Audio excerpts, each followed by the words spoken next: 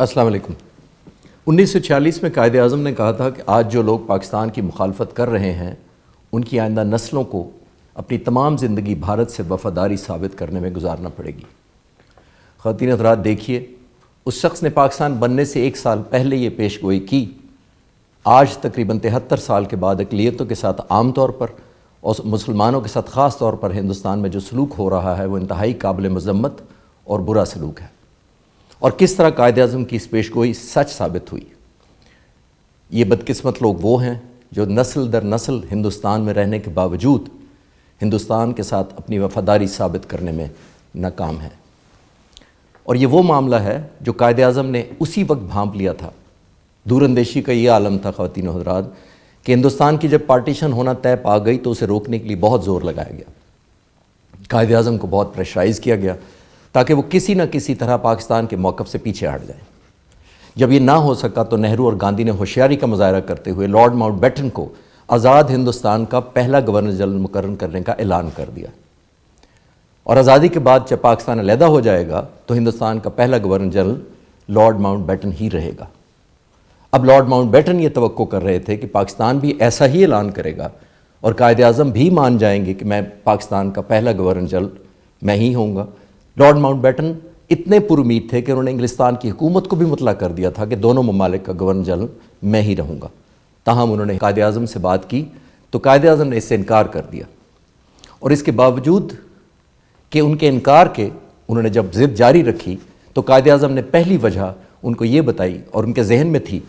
کہ جب اگر وہ گورنر جنرل رہے اور کسی بھی مشکل وقت میں طاقت اور اتھارٹی لارڈ ماؤنٹ بیٹن کے پاس ہوئی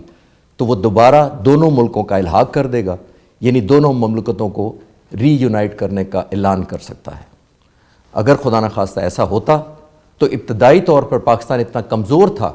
کہ اس فیصلے کے خلاف مدافعت نہیں کر سکتا تھا۔ دوسرے،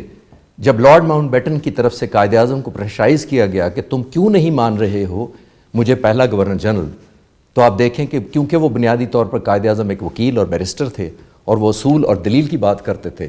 چنانچہ اس دباؤ کا جواب دینے کی بجائے انہوں نے لارڈ ماؤنٹ بیٹن سے ایک سوال پوچھا۔ انہوں نے کہا، مسٹر وائس رائے، اگر کل دونوں آزاد ممالک یعنی ہندوستان اور پاکستان کے درمیان جنگ ہو گئی تو تم کس ملک کے گورنر جنرل ہوگے؟ اس بات نے لارڈ ماؤنٹ بیٹن کو لاجواب کر دیا۔ اس سے آپ قائد اعظم کی دور اندیشی کا اندازہ لگا سکتے ہیں۔ دور اندیشی کا عالم مزید دیکھیے خواتین و حضرات کہ اللہ تعالیٰ نے قائد اعظم کو پاکستان کی تینوں سروسز یعنی آرمی، نیوی اور ایئر فورس میں سے صرف ایک ہی ملٹری اکیڈمی دورہ کرنے کی مہلت دی۔ آپ نے صرف پاکستان ایئر فورس اکیڈمی رسال پور کا دورہ فرمایا اپریل 1948 میں۔ قائد اعظم وہاں تشریف لے گئے۔ وہاں اپنے خطاب کے دوران آپ نے یہ فرمایا، ایک مضبوط ایئر فورس کے بغیر کوئی بھی ملک دشمن کے رحم و کرم پر ہوتا ہے۔ چنانچہ آپ نے حکم دیا پاکستان کو جتنا جلد ہو سکے پاکستان ایئر فورس مضبوط بنانی چاہیے، اور یہ ایسی ایئر فورس ہونی چاہیے جو دنیا کی نمبر 1 ایئر فورس ہو۔ چنانچہ قائد اعظم کے حکم کے عین مطابق تقریباً 72 سال بعد بھی جو کچھ 27 فروری 2019 کو ہوا، جب ہندوستان کے جہازوں نے پاکستان کی سالمیت کو چیلنج کرنے کی کوشش کی، پاکستان کی فضائیہ نے بڑی مہارت سے ہندوستان کے 2 جہاز مار گرائے، اور یہ سب کچھ ہوا وہ قائد اعظم کی اور پاکستان کی فتح تھی۔ یہ قائد اعظم کی دور اندیشی کی فتح تھی، اور یہ اس حکم کی فتح تھی جو انہوں نے مضبوط ایئر فورس بنانے کے لیے دیا تھا، جس پر عمل درآمد کرتے ہوئے پاک فضائیہ آج بھی ملک کے دفاع کو اپنے لیے اعزاز اور فخر سمجھتی ہے۔ پاکستان پائندہ باد۔